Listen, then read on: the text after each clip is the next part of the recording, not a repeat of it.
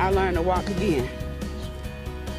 And this is one of my first steps running for Ferguson City Council of 2019. All right. Yeah. Welcome back to CBS This Morning, Saturday. You just heard from Lesley McSpadden-Head. She is the mother of Michael Brown, the teenager who was shot and killed by a police officer in Ferguson, Missouri 4 years ago this week. The incident sparked protests in Ferguson and around the country. Her run for city council mirrors that of Wesley Bell, a concerned Ferguson citizen who won a council seat and is now poised to take on an even bigger public role. And we know we have more to do. Wesley Bell's Democratic primary upset of 7-term St. Louis County prosecutor Bob McCullough Tuesday all but assures him victory in November.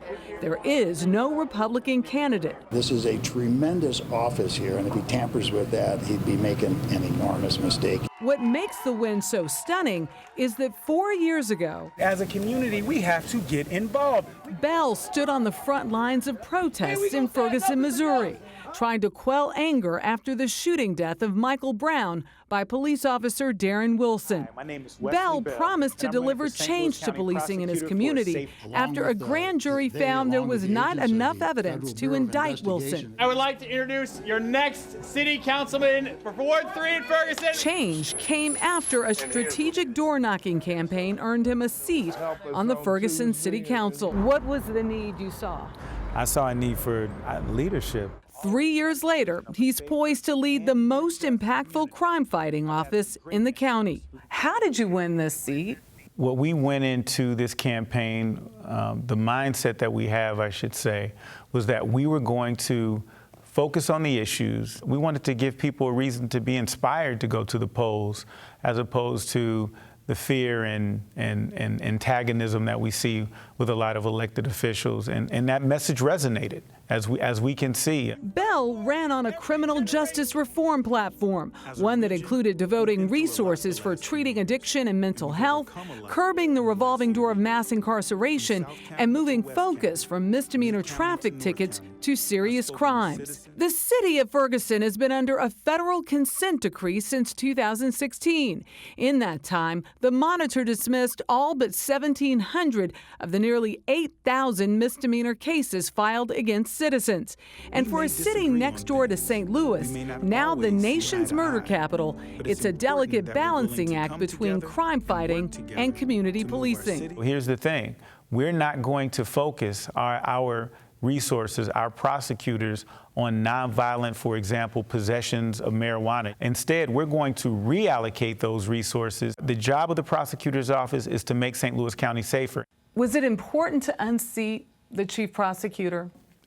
I've been practicing for 17 years. I've seen the policies of this office with respect to lack of commitment to diversionary programs and the cash bail system with respect to nonviolent offenders who are going to be released anyway, but yet still being held on bonds that they can't afford. To me, it's a matter of principle. This is where I'm from. This is my home. On Thursday, the anniversary of Brown's death, I am Mike Brown. Mike Brown.